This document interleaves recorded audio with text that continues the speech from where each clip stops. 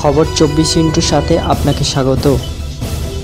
নতুন নতুন খবর জানার জন্য আমাদের চ্যানেলে চোখ রাখুন। খবর 24x7 এবং আমাদের সমস্ত গ্রুপ অফ মিডিয়া তরফ থেকে আমরা সেই 2 তারিখ থেকে এই মাসের হাউস লোকসভা রাজ্যসভা শুরু হওয়ার দিন থেকে দিল্লিতে আছি। কিন্তু গত বুধবার দিল্লির লোকসভায় যে আক্রমণ হয়েছিল, সেই আক্রমণের পর ঠিকমতো হাউস ভালোভাবে চলতে পারল না। কারণ কি, বিরোধীদের দাবি ছিল যে এই বিষয় নিয়ে স্বরাষ্ট্রমন্ত্রী এবং প্রধানমন্ত্রীর তাদেরকে সবার সামনে বলতে হবে লোকসভায় রাজ্যসভায় এসে।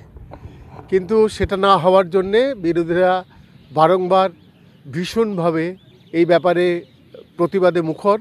এবং দেখা গেছে, আপনারা সবাই জানেন, গতকাল যে প্রায় সব মিলিয়ে 92 জনকে, এবং আজকেও দুপুর 2টো পর্যন্ত হাউস মুলতবি হয়েছিল এবং ভেতরে যারা ছিল সাংসদরা, তাদের 48 জনকে মোটামুটি আবার এই শীতকালীন অধিবেশনের জন্যে তাদের বহিষ্কার করা হয়েছে।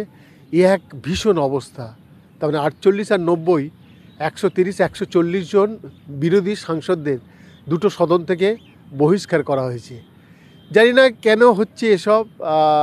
আমার দৃঢ় বিশ্বাস যে অচিরেই এই বিষয়গুলি সরকার পক্ষ এবং বিরোধী পক্ষ বসে মিটিয়ে নেবেন।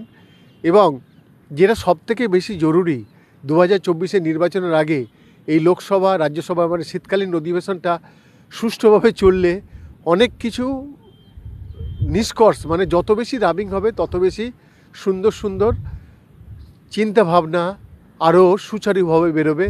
সে যেই করুন না কেন, আমাদের দৃঢ় বিশ্বাস যে এই বিষয়ে ভারতবর্ষের আপামর মানুষের কথা চিন্তা করে সরকার পক্ষ এবং বিরোধী পক্ষ, যারা ল মেকার, যারা ভারতবর্ষের আইনের প্রণয়তা, তারা কেন এরমভাবে বারবার জড়িয়ে পড়ছে, সেটা সত্যিই ভীষণ বিস্ময়ের ব্যাপার।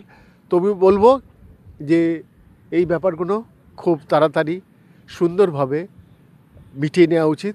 তাহলে অচিরে কিন্তু ভারতবর্ষের একটা শিওরের সমন, এটা কিন্তু বলা যেতেই পারে।